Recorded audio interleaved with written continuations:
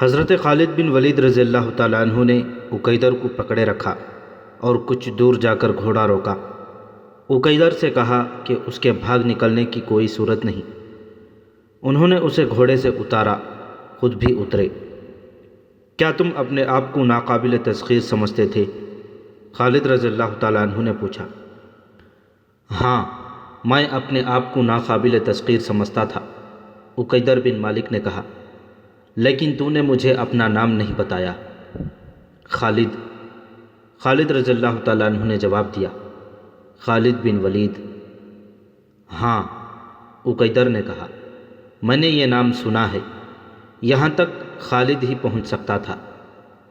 نہیں عقیدر، خالد رضی اللہ تعالیٰ عنہ نے کہا، یہاں تک ہر وہ انسان پہنچ سکتا ہے جس کے دل میں اللہ کا نام ہے اور وہ محمد صلی اللہ علیہ وسلم کو اللہ کا رسول مانتا ہے۔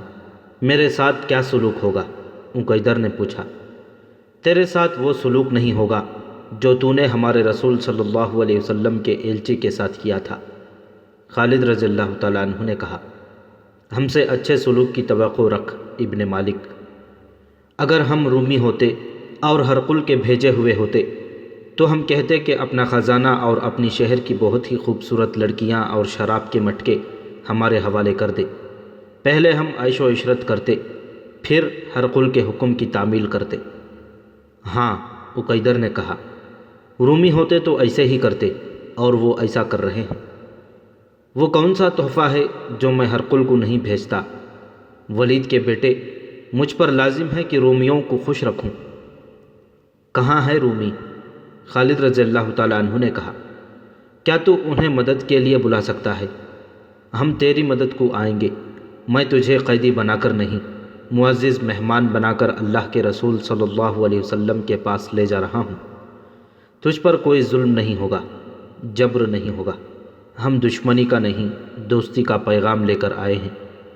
ہمارے رسول صلی اللہ علیہ وسلم کے سامنے جا کر تجھے تاسف ہوگا کہ جس کا تو دشمن رہا ہے وہ تو دوستی کے قابل ہے۔ عقیدر بن مالک کی جیسے زبان گنگ ہو گئی ہو۔ اس نے کچھ بھی نہ کہا، اس کا گھوڑا وہیں کہیں آوارہ پھر رہا تھا۔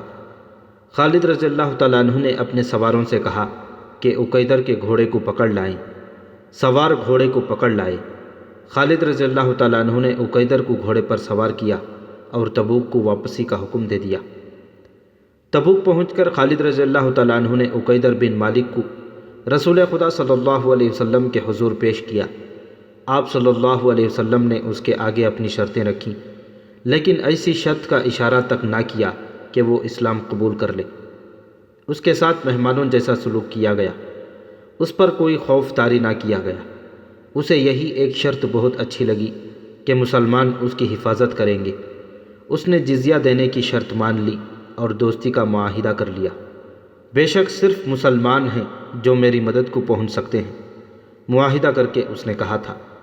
جب عقیدر بن مالک نے بھی دوستی کا معاہدہ کر کے مسلمانوں کو جزیہ دینا قبول کر لیا تو کئی اور چھوٹے چھوٹے قبیلوں کے سردار تبوک میں رسول کریم صلی اللہ علیہ وسلم کے پاس آ گئے اور اطاعت قبول کر لی۔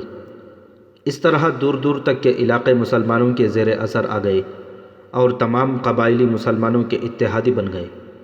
ان میں متعدد قبائل نے اسلام قبول کر لیا۔ اب رومیوں سے جنگ کی ضرورت نہیں رہی تھی، ان کی پیش قدمی کا راستہ رک گیا تھا، بلکہ ہرقل کے لیے خطرہ پیدا ہو گیا تھا کہ وہ مسلمانوں سے ٹکر لینے کو آگے بڑھا تو راستے کے تمام قبائل اسے اپنے علاقے میں ہی ختم کر دیں گے۔ رسول اکرم صلی اللہ علیہ وسلم نے مجاہدین کے لشکر کو مدینہ کو واپسی کا حکم دے دیا۔ یہ لشکر دسمبر 630 عیسوی میں مدینہ پہنچ گیا۔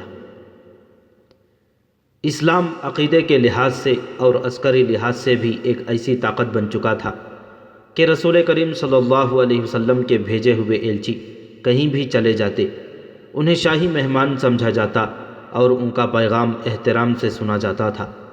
رسول کریم صلی اللہ علیہ وسلم نے دور دراز کے قبیلوں اور چھوٹی بڑی حکومتوں کو قبول اسلام کے دعوت نامے بھیجنے شروع کر دیے۔ ان میں بعض سردار سرکش، خودسر اور کم فہم تھے۔ ان کی طرف رسول کریم صلی اللہ علیہ وسلم کا پیغام اس قسم کا ہوتا تھا کہ قبول اسلام کے بجائے اگر وہ اپنی جنگی طاقت آزمانا چاہتے ہیں تو آزما لیں، اور یہ سوچ لیں کہ شکست کی صورت میں انہیں مسلمانوں کا مکمل طور پر مطیع ہونا پڑے گا اور ان کی کوئی شرط قبول نہیں کی جائے گی۔ رسول کریم صلی اللہ علیہ وسلم نے ایسی ایک مہم خالد بن ولید رضی اللہ تعالیٰ عنہ کی زیر کمان یمن کے شمال میں نجران بھیجی۔ وہاں قبیلہ بنو حارثہ بن کعب آباد تھا۔ ان لوگوں نے رسول کریم صلی اللہ علیہ وسلم کے پیغام کا مذاق اڑایا تھا۔ خالد رضی اللہ تعالیٰ عنہ مجاہدین کے ایک سوار دستے کو، جس کی تعداد 400 تھی، ساتھ لے کر جولائی 631 عیسوی میں یمن کو روانہ ہوئے۔ مشہور مورخ ابن ہشام نے لکھا ہے کہ رسول اللہ صلی اللہ علیہ وسلم نے خالد رضی اللہ تعالیٰ عنہ سے کہا کہ انہیں حملے کے لیے نہیں بھیجا جا رہا، بلکہ وہ پیغام لے کر جا رہے ہیں۔ چونکہ بنو حارثہ سرکش ذہنیت کی وجہ سے کسی خوش فہمی میں مبتلا ہیں، اس لیے خالد رضی اللہ تعالیٰ عنہ انہیں 3 بار کہیں کہ وہ اسلام قبول کر لیں۔ اگر وہ سرکشی سے باز نہ آئیں اور خون ریزی کو پسند کریں تو انہیں خون ریزی کے لیے للکارا جائے۔ خالد رضی اللہ تعالیٰ عنہ جس جارحانہ انداز سے وہاں پہنچے اور جس انداز سے انہوں نے بنو حارثہ بن کعب کو قبول اسلام کی دعوت دی، اس نے مطلوبہ اثر دکھایا۔ اس قبیلے نے بلا حیل و حجت اسلام قبول کر لیا۔ خالد رضی اللہ تعالیٰ عنہ واپس آنے کے بجائے وہیں رکے رہے اور انہیں اسلام کے اصول اور ارکان سمجھاتے رہے۔ خالد رضی اللہ تعالیٰ عنہ جنہیں تاریخ نے فن حرب و ضرب کا ماہر اور صف اول کا سالار تسلیم کیا ہے، نجران میں 6 مہینے مبلغ اور معلم بنے رہے۔ انہوں نے جب دیکھا کہ اسلام ان لوگوں کے دلوں میں اتر گیا ہے تو خالد رضی اللہ تعالیٰ عنہ جنوری 632 عیسوی میں واپس آ گئے۔ ان کے ساتھ بنو حارثہ کے چند ایک سرکردہ افراد تھے جنہوں نے رسول کریم صلی اللہ علیہ وسلم کے دست مبارک پر بیعت کی۔ رسول خدا صلی اللہ علیہ وسلم نے ان میں سے ایک کو امیر مقرر کیا۔ اسلام کے دشمنوں نے جب دیکھا کہ مسلمانوں کو میدان جنگ میں شکست دینا ممکن نہیں رہا اور یہ بھی دیکھا کہ اسلام لوگوں کے دلوں میں اتر گیا ہے، تو انہوں نے اسلام کو نقصان پہنچانے کا ایک اور طریقہ اختیار کیا۔ یہ تھا رسالت اور نبوت کا دعویٰ۔ متعدد افراد نے نبوت کا دعویٰ کیا، جن میں بنی اسد کا طلیحہ، بنی حنیفہ کا مسیلمہ اور یمن کا اسود انسی خاص طور پر قابل ذکر ہیں۔ اس کا نام عقیلہ بن کعب تھا۔ چونکہ اس کا رنگ کالا تھا اس لیے وہ اسود کے نام سے مشہور ہوا۔ اسود عربی میں کالے کو کہتے ہیں۔ وہ یمن کے مغربی علاقے کے ایک قبیلہ انس کا سردار تھا، اس لیے اسے اسود الانسی کہتے تھے۔ تاریخ میں اس کا یہی نام آیا ہے۔ وہ عبادت گاہ کا کاہن بھی رہ چکا تھا۔ بالکل سیاہ رنگت کے باوجود اس میں ایسی کشش تھی کہ لوگ اس کے ہلکے سے اشارے کا بھی اثر قبول کر لیتے تھے۔ اس میں مقناطیس جیسی قوت تھی کہ عورتیں اس کے کالے چہرے کو ناپسند کرنے کے بجائے اس کے قریب ہونے کی کوشش کرتی تھیں۔ اس نے یہ پر اسراریت عبادت گاہ میں حاصل کی تھی۔ کاہن کو لوگ دیوتاؤں کا منظور نظر اور ایلچی سمجھتے تھے۔ اس علاقے کے زیادہ تر لوگوں نے اسلام قبول کر لیا تھا۔ اسود کے اپنے قبیلے میں اسلام داخل ہو چکا تھا، لیکن اسود نے ان کے خلاف کبھی کوئی بات نہیں کی تھی، جیسے ان لوگوں کے ساتھ ان کا کوئی تعلق ہی نہ ہو۔ بعض مورخین نے لکھا ہے کہ وہ خود بھی مسلمان ہو گیا تھا۔ اس وقت یمن کا حکمران بازان نام کا ایک ایرانی تھا۔ ایران کا شہنشاہ خسرو پرویز کسریٰ تھا۔ رسول کریم صلی اللہ علیہ وسلم نے دور کے ملکوں کے جن بادشاہوں کو قبول اسلام کے خطوط لکھے تھے ان میں شہنشاہ ایران بھی تھا۔ اسے خط دینے کے لیے رسول اللہ صلی اللہ علیہ وسلم نے عبداللہ رضی اللہ تعالیٰ عنہ بن حذافہ کو بھیجا تھا۔ عبداللہ رضی اللہ تعالیٰ عنہ نے خسرو پرویز کے دربار میں اسے خط دیا۔ اس نے خط کسی اور کو دے کر کہا کہ اسے اس کا ترجمہ سنایا جائے۔ اسے جب خط اس کی زبان میں سنایا گیا تو وہ آگ بگولا ہو گیا۔ اس نے غصے سے باولا ہو کر خط کو بری طرح پھاڑ کر اس کے پرزے پھینک دیے اور عبداللہ بن حذافہ کو دربار سے نکال دیا۔ عبداللہ رضی اللہ تعالیٰ عنہ اتنی دور کی مسافت سے آئے اور رسول اللہ صلی اللہ علیہ وسلم کے حضور بتایا کہ شہنشاہ ایران نے خط پھاڑ ڈالا ہے۔ خسرو پرویز کا غصہ خط پھاڑنے سے ٹھنڈا نہیں ہوا تھا۔ یمن پر ایران کی حکمرانی تھی اور بازان وہاں کا گورنر تھا۔ شہنشاہ ایران نے اپنے گورنر بازان کو خط بھیجا کہ حجاز میں محمد صلی اللہ علیہ وسلم نام کا کوئی آدمی ہے جس نے نبوت کا دعویٰ کر رکھا ہے۔ اس نے لکھا کہ رسول کریم صلی اللہ علیہ وسلم کو زندہ پکڑ کر یا آپ صلی اللہ علیہ وسلم کا نعوذ باللہ سر کاٹ کر اس کے دربار ایران میں پیش کیا جائے۔ بازان نے یہ خط اپنے 2 آدمیوں کو دے کر مدینہ بھیج دیا۔ مورخوں میں اختلاف پایا جاتا ہے۔ بعض لکھتے ہیں کہ بازان نے ان آدمیوں کو رسول اللہ صلی اللہ علیہ وسلم کو پکڑ لانے یا قتل کر کے نعوذ باللہ آپ صلی اللہ علیہ وسلم کا سر لانے کے لیے بھیجا تھا، اور کچھ مورخوں نے لکھا ہے کہ بازان نے اسلام تو قبول نہیں کیا تھا، لیکن وہ حضور اکرم صلی اللہ علیہ وسلم سے اتنا متاثر تھا کہ آپ کو اپنے شہنشاہ کے ارادے سے خبردار کرنا چاہتا تھا۔ بہرحال مورخ اس واقعے پر متفق ہیں کہ بازان کے بھیجے ہوئے 2 آدمی رسول خدا صلی اللہ علیہ وسلم کے ہاں گئے تھے، اور خسرو پرویز نے جو خط بازان کو لکھا تھا وہ آپ صلی اللہ علیہ وسلم کے حضور پیش کیا تھا۔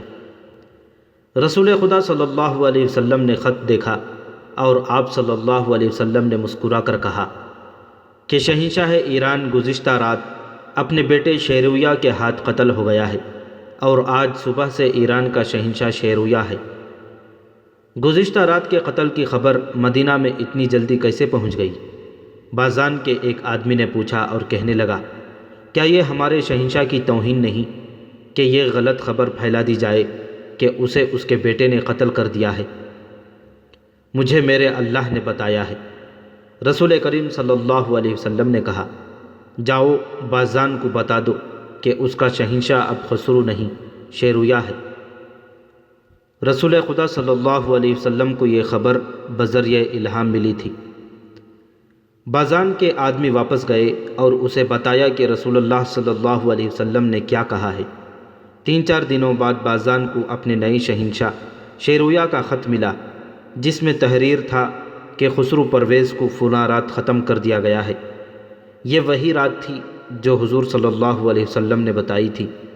کچھ دنوں بعد بازان کو رسول کریم صلی اللہ علیہ وسلم کا خط ملا کہ وہ اسلام قبول کر لے۔ بازان پہلے ہی آپ صلی اللہ علیہ وسلم سے متاثر تھا، الہام نے اسے اور زیادہ متاثر کیا۔ رسول اللہ صلی اللہ علیہ وسلم نے اسے یہ بھی لکھا تھا کہ اسلام قبول کر لینے کی صورت میں وہ بدستور یمن کا حاکم رہے گا اور اس کی حکمرانی کا تحفظ مسلمانوں کی ذمہ داری ہوگی۔ بازان نے اسلام قبول کر لیا اور وہ حاکم یمن رہا۔ تھوڑے ہی عرصے بعد فوت ہو گیا۔ رسول اکرم صلی اللہ علیہ وسلم نے یمن کو کئی حصوں میں تقسیم کر دیا اور ہر حصے کا الگ حاکم مقرر کیا۔ بازان کا بیٹا جس کا نام شہر تھا، رسول کریم صلی اللہ علیہ وسلم نے اسے صنعاء اور اس کے گرد و نواح کے علاقے کا حاکم بنایا۔ یہ خبر اڑی تھی کہ اسود انسی یمن کے علاقے مزہج میں چلا گیا ہے اور ایک غار میں رہتا ہے جس کا نام خسان تھا۔ اچانک یہ خبر ہوا کی طرح سارے یمن میں پھیل گئی کہ اسود غار سے نکل آیا ہے اور اسے خدا نے نبوت عطا کی ہے، اور اب وہ اسود انسی نہیں، رحمان الیمن ہے۔ خبر سنانے والے کسی شک کا اظہار نہیں کرتے تھے، بلکہ وہ مصدقہ خبر سناتے تھے کہ اسود کو نبوت مل گئی ہے۔ انہوں نے اسے نبی تسلیم کر لیا ہے۔ جا کر دیکھو، خبر سنانے والے کہتے پھرتے تھے، مزہج جا کر دیکھو، رحمان الیمن مردوں کو زندہ کرتا ہے، آگ کے شعلوں کو پھول بنا دیتا ہے۔ چلو لوگوں چلو، اپنی روح کی نجات کے لیے چلو۔ جن لوگوں نے اسلام قبول کر لیا تھا وہ بھی مزہج کو اٹھ دوڑے۔ اسود چونکہ کاہن رہ چکا تھا، اس لیے لوگ پہلے ہی تسلیم کرتے تھے کہ دیوتاؤں نے اسے کوئی پر اسرار طاقت دے رکھی ہے۔ اب اس نے نبوت کا دعویٰ کیا تو لوگوں نے فوراً اس دعوے کو تسلیم کر لیا۔ غار خوبان کے سامنے ہر لمحہ لوگوں کا ہجوم رہنے لگا۔ وہ اسود کی ایک جھلک دیکھنے کو بےتاب رہتے تھے۔ وہ دن کو تھوڑے سے وقت کے لیے باہر نکلتا تھا اور غار کے قریب ایک اونچی جگہ کھڑے ہو کر لوگوں کو قرآن کی آیات کی طرز کے جملے سناتا اور کہتا تھا کہ اس کے پاس ایک فرشتہ آتا ہے جو اسے ہر روز خدا کی طرف سے ایک آیت اور راز کی ایک دو باتیں بتا جاتا ہے۔ وہ لوگوں کو اپنے معجزے بھی دکھایا کرتا تھا، مثلاً جلتی ہوئی مشعل اپنے منہ میں ڈال لیا کرتا، اور جب مشعل اس کے منہ سے نکلتی تو وہ جل رہی ہوتی تھی۔ اس نے ایک لڑکی کو ہوا میں معلق کر کے بھی دکھایا۔ ایسے ہی چند اور شعبدے کیے جو وہ لوگوں کو دکھاتا تھا اور لوگ انہیں معجزے کہتے تھے۔ ایک تو وہ چرب زبان تھا، دوسرے وہ خوش الحان تھا، اس کے بولنے کا انداز پرکشش تھا۔ اس نے یمن والوں کو یہ نعرہ دے کر کہ یمن یمن والوں کا ہے، ان کے دل موہ لیے تھے۔ یمنی بڑی لمبی مدت سے ایرانیوں کے زیر نگیں چلے آ رہے تھے۔ ایرانی تسلط بازان کے قبول اسلام کے ساتھ ہی ختم ہو گیا تو حجاز کے مسلمان آ گئے۔ اس کے علاوہ وہاں یہودی، نصرانی اور مجوسی بھی رہتے تھے۔ یہ سب اسلام کی بیخ کنی چاہتے تھے۔ انہوں نے اسود انسی کی نبوت کے قدم جمانے میں درپردہ بہت کام کیا۔ اسود اپنی نبوت کی صداقت ایک گدھے کے ذریعے ثابت کیا کرتا تھا۔ اس کے سامنے ایک گدھا لایا جاتا، وہ گدھے کو کہتا بیٹھ جا، گدھا بیٹھ جاتا، پھر کہتا میرے آگے سر جھکا، گدھا سجدے کی انداز سے سر جھکا دیتا۔ گدھے کے لیے اس کا تیسرا حکم ہوتا، میرے آگے گھٹنے ٹیک دے، گدھا اس کے آگے گھٹنے ٹیک دیتا۔ دیکھتے ہی دیکھتے اسود انسی کو یمن کے لوگوں نے نبی مان لیا۔ اسود نے ان لوگوں کو ایک فوج کی صورت میں منظم کر لیا۔ اس نے سب سے پہلے نجران کا رخ کیا۔ وہاں رسول کریم صلی اللہ علیہ وسلم کے مقرر کیے ہوئے دو مسلمان حاکم تھے، خالد بن سعید اور عمرو بن حزم۔ اسود کے ساتھ بہت بڑا لشکر تھا۔ وہ نجران میں داخل ہوا تو وہاں کے باشندے بھی اس کے ساتھ مل گئے۔ دونوں مسلمان حاکموں کے لیے بھاگ نکلنے کے سوا کوئی چارہ نہ تھا۔ انہوں نے راہ فرار اختیار کی۔ اسود انسی اس پہلی فتح سے سرشار ہو گیا اور اس کے لشکر کی تعداد بھی زیادہ ہو گئی۔ اس نے نجران میں اپنی حکومت قائم کر کے صنعاء کی طرف پیش قدمی کی۔ وہاں بازان کا بیٹا شہر حکمران تھا۔ اس کے پاس فوج تھوڑی تھی، پھر بھی وہ مقابلے میں ڈٹ گیا۔ اس کی للکار نے اپنی فوج کے قدم اکھڑنے نہ دیے، لیکن شہر بن بازان چونکہ اپنی فوج کا حوصلہ قائم رکھنے کے لیے سپاہیوں کی طرح لڑ رہا تھا، اس لیے شہید ہو گیا۔ اس سے اس کی فوج کا حوصلہ ٹوٹ گیا۔ اسود کے خلاف لڑنے والے وہ یمنی تھے جنہوں نے اسلام قبول نہیں کیا تھا، لیکن شکست کی صورت میں جان کا خطرہ مسلمانوں کو تھا۔ انہیں اسود کے لشکر کے ہاتھوں قتل ہونا تھا۔ اسود کسی مسلمان کو نہیں بخشتا تھا۔ چنانچہ مسلمان جانیں بچا کر نکل گئے اور مدینہ جا پہنچے۔ اسود انسی جو اب رحمان الیمن کہلاتا تھا، حضر موت، بحرین، احسا اور عدن تک کے تمام علاقوں پر بھی قبضہ کر کے تمام یمن کا بادشاہ بن گیا تھا۔ اسلام کے لیے یہ بہت بڑا چیلنج تھا۔ شمال کی طرف سے رومیوں کے حملے کا خطرہ ہر وقت موجود رہتا تھا۔ اس خطرے کو ختم کرنے کے لیے رسول خدا صلی اللہ علیہ وسلم نے ایک لشکر رومیوں پر حملے کے لیے تیار کیا تھا، جس کے سالار اعلیٰ 22 سال عمر کے ایک نوجوان اسامہ رضی اللہ تعالیٰ عنہ تھے، جو رسول کریم صلی اللہ علیہ وسلم کے آزاد کیے ہوئے غلام زید بن حارثہ رضی اللہ تعالیٰ عنہ کے بیٹے تھے۔ زید رضی اللہ تعالیٰ عنہ بھی سالار تھے اور وہ موتا کے معرکے میں شہید ہو گئے تھے۔ یمن کو ایک خود ساختہ نبی سے نجات دلانے کے لیے بہت بڑے لشکر کی ضرورت تھی، لیکن لشکر رومیوں کے خلاف لڑنے کے لیے جا رہا تھا۔ اگر رومیوں پر حملہ ملتوی کر کے اس لشکر کو یمن بھیج دیا جاتا تو رومی یہ فائدہ اٹھا سکتے تھے کہ مدینہ پر حملہ کر دیتے۔ یہ خطرہ مول نہیں لیا جا سکتا تھا۔ رسول اکرم صلی اللہ علیہ وسلم نے دوسری صورت یہ سوچی کہ یمن میں جو مسلمان مجبوری کے تحت رہ گئے ہیں اور جنہوں نے اسود انسی کی اطاعت قبول کر لی ہے، انہیں اسود کا تختہ الٹنے کے لیے استعمال کیا جائے۔ اس طریقہ کار کو حضور صلی اللہ علیہ وسلم کے تمام سالاروں نے پسند کیا۔ اس مقصد کے لیے چند ذہین قسم کے افراد کو یمن بھیجنا تھا۔ رسول اکرم صلی اللہ علیہ وسلم کی نظر انتقاب قیس بن حبیرہ پر پڑی۔ آپ صلی اللہ علیہ وسلم نے انہیں بلا کر یمن جانے کا مقصد سمجھایا اور پوری طرح ذہن نشین کرایا کہ انہیں اپنے آپ کو چھپا کر وہاں کے مسلمانوں سے ملنا ملانا ہے اور ایک زمین دوز جماعت تیار کرنی ہے جو اس جھوٹے نبی اور عیش و عشرت میں ڈوبے ہوئے خود ساختہ بادشاہ کا تختہ الٹے۔ آپ صلی اللہ علیہ وسلم نے قیس بن حبیرہ سے یہ بھی کہا کہ وہ مدینہ سے اپنی روانگی کو بھی خفیہ رکھیں اور یمن تک اس طرح پہنچیں کہ انہیں کوئی دیکھ نہ سکے۔ اس پرخطر مہم کو اور زیادہ مستحکم کرنے کے لیے رسول کریم صلی اللہ علیہ وسلم نے وبر بن یحنس کو ایک خط دے کر یہ کہا کہ یمن میں کچھ مسلمان سردار موجود ہیں جنہوں نے مجبوری کے تحت اسود کی اطاعت قبول کر لی ہے۔ یہ خط انہیں پڑھوا کر ضائع کر دینا ہے اور باقی کام قیس بن حبیرہ کریں گے۔ اسود انسی نے جب صنعاء پر حملہ کیا تھا تو وہاں کے حاکم شہر بن بازان نے مقابلہ کیا، لیکن وہ شہید ہو گیا تھا۔ اس کی جوان سال بیوی جس کا نام آزاد تھا اسود کے ہاتھ چڑھ گئی۔ آزاد غیر معمولی طور پر حسین ایرانی عورت تھی۔ اس نے اسود کو قبول کرنے سے انکار کر دیا، لیکن اسود نے اسے جبراً اپنی بیوی بنا لیا تھا۔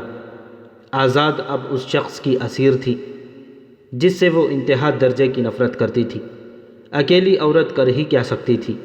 اس کی خوش نصیبی صرف اتنی تھی کہ اسود عورتوں کا دل دادا تھا۔ اس نے اپنے حرم میں 20 عورتیں رکھی ہوئی تھیں۔ اسے تحفے میں بھی نوجوان لڑکیاں ملا کرتی تھیں۔ وہ ہر وقت عورت اور شراب کے نشے میں بدمست رہتا تھا۔ رسول اکرم صلی اللہ علیہ وسلم کے بھیجے ہوئے قیس بن حبیرہ چوری چھپے سفر کر کے اور بھیس بدل کر صنعاء پہنچے۔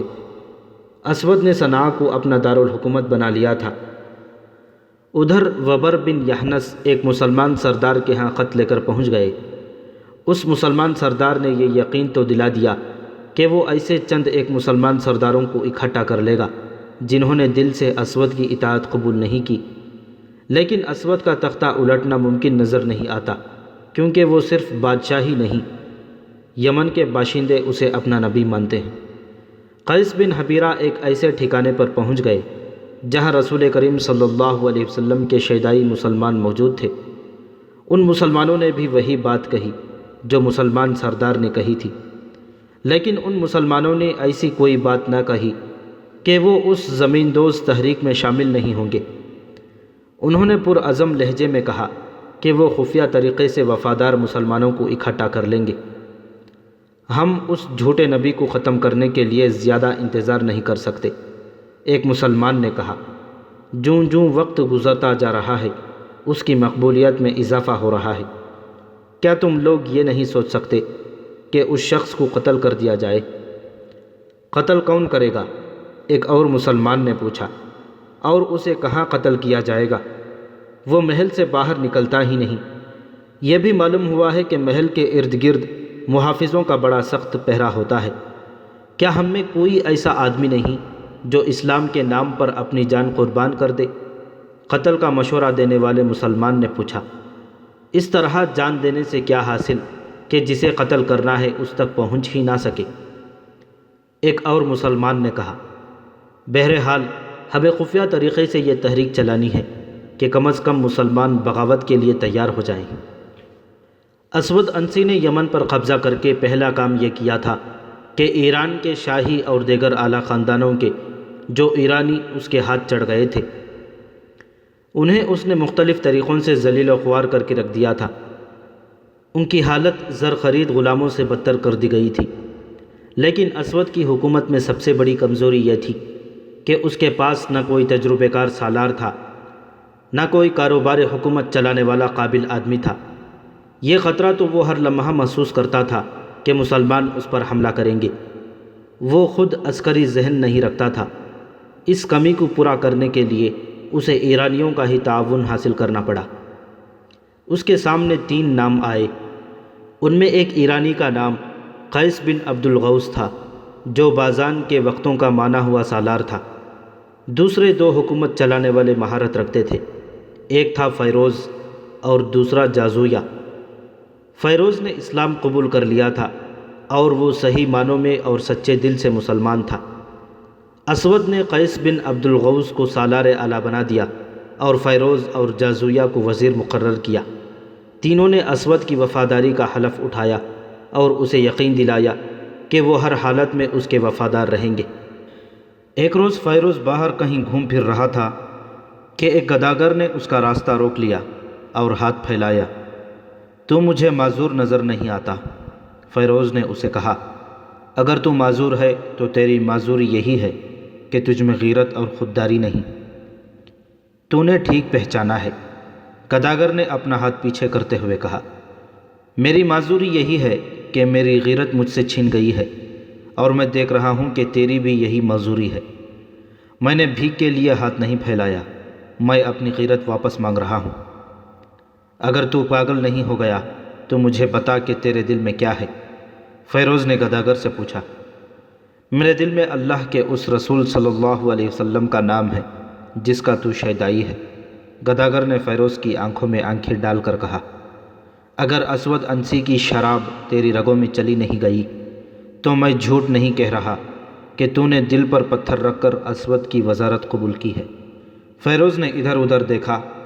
وہ سمجھ گیا کہ یہ مدینہ کا مسلمان ہے، لیکن اسے یہ خطرہ بھی محسوس ہوا کہ یہ اسود کا کوئی مخبر بھی ہو سکتا ہے۔ مت گھبرا فیروز، گداگر نے کہا، میں تجھ پر اعتبار کرتا ہوں، تو مجھ پر اعتبار کر۔ میں تجھے اپنا نام بتا دیتا ہوں، قیس بن حبیرہ۔ مجھے رسول اللہ صلی اللہ علیہ وسلم نے بھیجا ہے۔ کیا تو سچ کہتا ہے کہ رسول اللہ صلی اللہ علیہ وسلم نے تجھے میرے پاس بھیجا ہے؟ فیروز نے اشتیاق سے پوچھا۔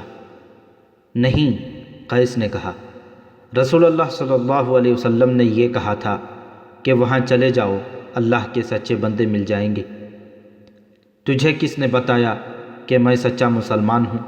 فیروز نے پوچھا۔ اپنے رسول صلی اللہ علیہ وسلم کا نام سن کر رسالت کے شیدائیوں کی آنکھوں میں جو چمک پیدا ہو جاتی ہے وہ میں نے تیری آنکھوں میں دیکھی ہے۔ قیس نے کہا، تیری آنکھوں میں چمک کچھ زیادہ ہی آ گئی ہے۔ فیروز نے قیس سے کہا کہ وہ چلا جائے۔ اس نے قیس کو ایک اور جگہ بتا کر کہا کہ کل سورج غروب ہونے سے کچھ دیر پہلے وہ وہاں بیٹھا گداگری کی صدا لگاتا رہے۔ اگلی شام فیروز اس جگہ سے گزرا جو اس نے قیس بن حبیرہ کو بتائی تھی۔ فیروز کے اشارے پر قیس گداگروں کے انداز سے اٹھ کر فیروز کے پیچھے پیچھے ہاتھ پھیلا کر چل پڑا۔ رسول خدا صلی اللہ علیہ وسلم تک پیغام پہنچا دینا کہ آپ کے نام پر جان قربان کرنے والا ایک آدمی اسود انسی کے سائے میں بیٹھا ہے۔ فیروز نے چلتے چلتے ادھر ادھر دیکھے بغیر دھیمی سی آواز میں کہا، اور میں حیران ہوں کہ اتنی جنگی طاقت کے باوجود رسول اللہ صلی اللہ علیہ وسلم نے یمن پر حملہ کیوں نہیں کیا؟ ہرقل کا لشکر اردن میں ہمارے سر پر کھڑا ہے۔ قیس نے کہا، ہمارا لشکر رومیوں پر حملہ کرنے جا رہا ہے، کیا ہم 2 آدمی پورے لشکر کا کام نہیں کر سکیں گے؟ کیا تو نے یہ سوچا ہے کہ 2 آدمی کیا کر سکتے ہیں؟ فیروز نے پوچھا۔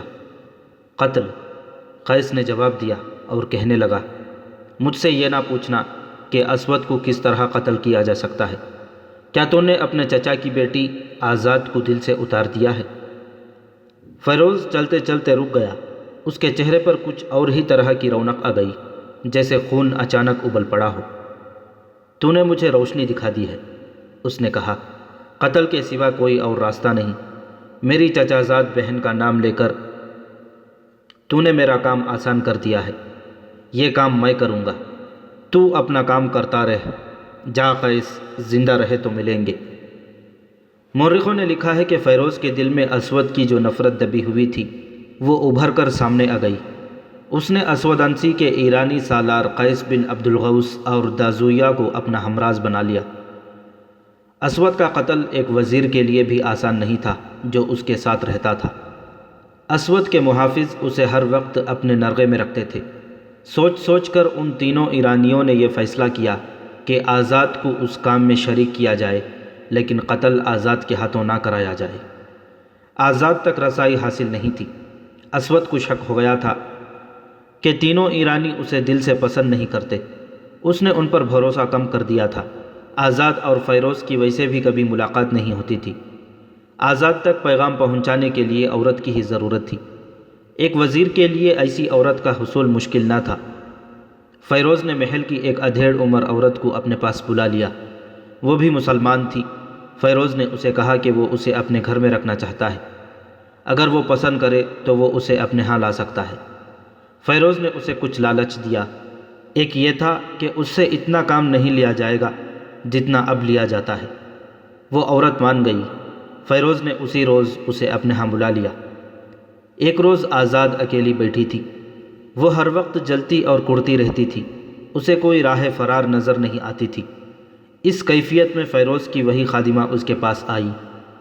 میں کسی کام کے بہانے آئی ہوں، خادمہ نے کہا، لیکن میں آئی دراصل تیرے پاس ہوں۔ کیا تو اپنے چچا زاد بھائی سے کبھی ملی ہے جو رحمان الیمن کا وزیر ہے؟ کیا تو جاسوسی کرنے آئی ہے؟ آزاد نے غصیلی آواز میں کہا۔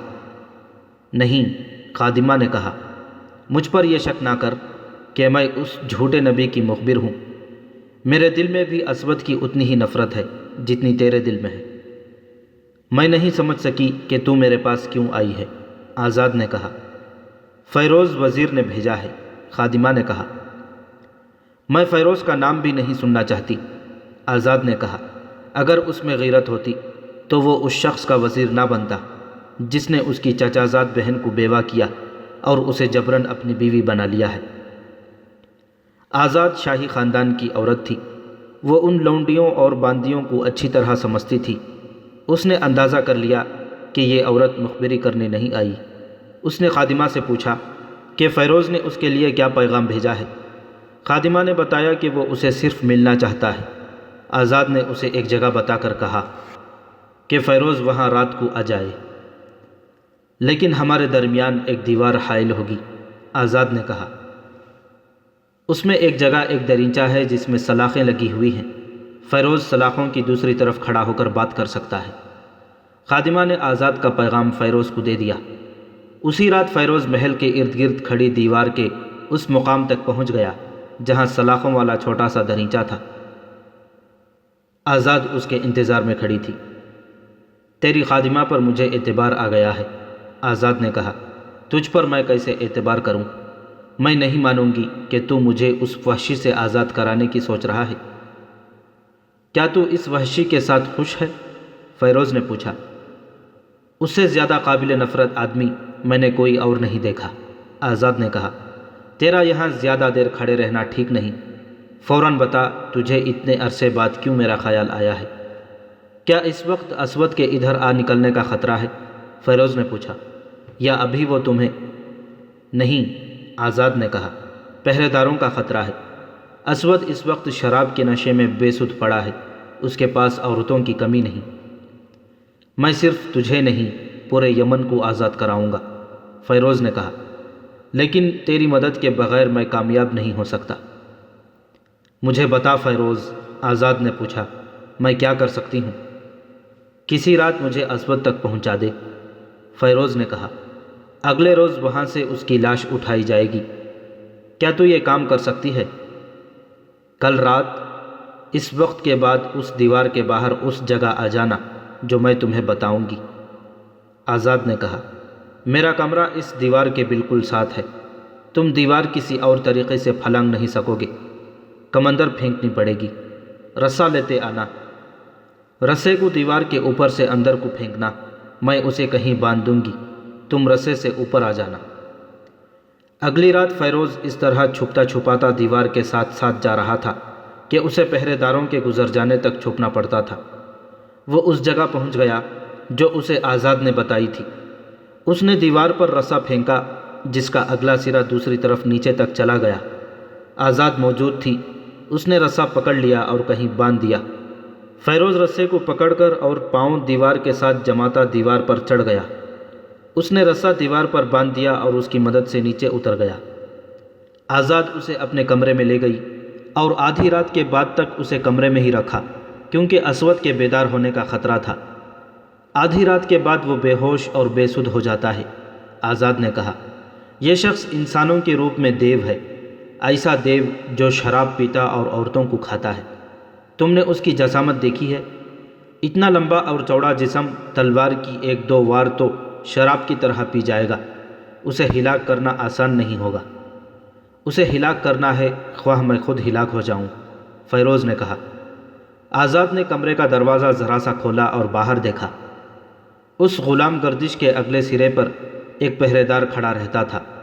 وہ سائے کی طرح کھڑا نظر آ رہا تھا۔ صاف پتہ چلتا تھا کہ اس طرف اس کی پیٹھ ہے۔ آزاد اپنے کمرے سے نکلی اور دبے پاؤں اسود کے کمرے کا دروازہ کھولا۔ ہلکی روشنی والا ایک فانوس جل رہا تھا۔ اسود پیٹھ کے بل بستر پر پڑا خراٹے لے رہا تھا۔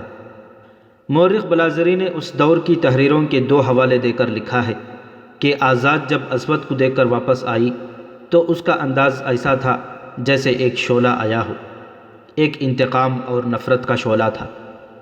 آؤ فیروز، اس نے کانپتی ہوئی آواز میں کہا، وہ بے ہوش پڑا ہے۔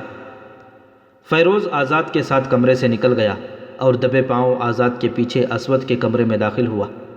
اسود جنگلی سانڈ جیسا انسان تھا۔ کمرے میں شراب اور گناہوں کا تعفن تھا۔ نہ جانے ایسے کیوں ہوا، اسود بیدار ہو گیا۔ اپنے وزیر اور اپنی حسین ایرانی بیوی کو دیکھ کر وہ اٹھ بیٹھا۔ مورخوں نے لکھا ہے کہ آزاد کو وہ قابل اعتماد سمجھتا تھا۔ فیروز کو دیکھ کر اسے کچھ شک ہوا ہوگا۔ اس وقت کیا مصیبت آ گئی؟ اسود نے نشے سے لڑکھڑاتی ہوئی آواز میں پوچھا۔ فیروز نے ایک لمحہ ضائع نہ کیا، تلوار کھینچی اور پوری طاقت سے اسود کی گردن پر وار کیا۔ اسود نے گردن بچا لی اور تلوار اس کے ننگے سر پر پڑی۔ اسود کے منہ سے چیخ نما آوازیں نکلی اور بستر سے لڑک کر دوسری طرف گرا۔ غلام گردش میں دوڑتے قدموں کی دھمک سنائی دی۔ آزاد تیزی سے باہر نکلی اور دروازہ بند کر دیا۔ پہرے دار دوڑا آ رہا تھا۔ آزاد نے تیزی سے آگے بڑھ کر پہرے دار کو روک لیا۔ کمرے میں اسود کی ہلکی ہلکی آوازیں آ رہی تھیں۔ واپس اپنی جگہ چلے جاؤ، آزاد نے پہرے دار کو تحکمانہ لہجے میں کہا۔ رحمان الیمن کے پاس فرشتہ آیا ہوا ہے، وحی نازل ہو رہی ہے، جاؤ، ادھر نہ آنا۔ مورخ بلازری نے لکھا ہے کہ پہرے دار نے احترام سے سر جھکا لیا اور چلا گیا۔ آزاد اندر آئی تو دیکھا کہ اسود فرش سے اٹھ کر بستر پر گر رہا تھا اور فیروز دوسرے وار کے لیے آگے بڑھ رہا تھا۔ اسود بستر پر گر پڑا۔ اس کا سر پلنگ کے بازو پر تھا اور سانٹوں کی طرح ڈکار رہا تھا۔ تم اسے مار نہیں سکو گے فیروز، آزاد نے آگے بڑھ کر کہا، اور اسود کے بال جو لمبے تھے دونوں ہاتھوں سے پکڑ کر نیچے کو کھینچے اور خود فرش پر بیٹھ گئی۔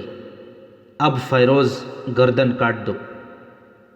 فیروز نے ایک ہی وار سے اسود کی گردن صاف کاٹ دی اور سر جسم سے الگ کر دیا۔